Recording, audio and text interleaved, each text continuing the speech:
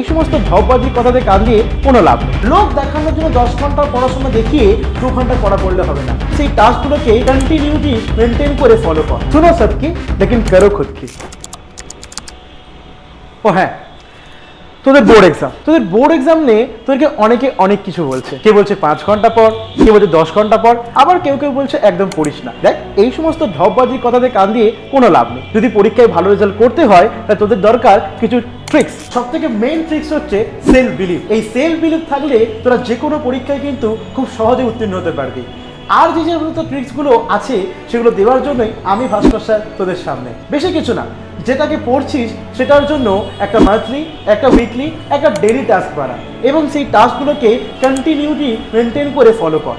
আর কি করবি, যেটাই পড়বি সেটাকেই বারবার করে লেখ, কারণ পরীক্ষা হলে কিন্তু তোকে লিখতে হবে। শুধু পড়ে কিন্তু তুই টাস্ক কমপ্লিট করতে পারবি না।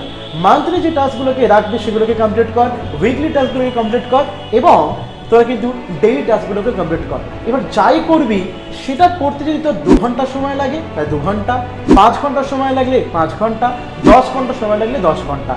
লোক দেখানোর জন্য 10 ঘন্টার পড়াশোনা দেখিয়ে 2 ঘন্টা পড়া পড়লে হবে না। যদি 2 ঘন্টা পড়লে তোর হয়ে যায় তাহলে 2 ঘন্টায় পড়াশোনা কর, কারণ at the end of the day hard work is more important. শুনো সবকি লেকিন করো খুদ কি। যদি তুই নিজের ওপর বিশ্বাস রেখে নিজে পরিশ্রম করে পরীক্ষার জন্য প্রস্তুতি নিস তাহলে সেই পরীক্ষা ভালো হবে। যে স্ট্র্যাটেজিগুলোকে বললাম, যে ট্রিক্সগুলোকে বললাম সেগুলোকে মাথায় রাখ, সেগুলোকে ফলো কর। আর কোনো সমস্যা হলে ভিডিওতে কমেন্ট কর, তার ডাউটসগুলো আমি ক্লিয়ার করবো। আপকামিং এক্সামের জন্য সবাইকে শুভেচ্ছা। মন দিয়ে পড়াশোনা কর এবং বাবা মার মুখ উজ্জ্বল কর।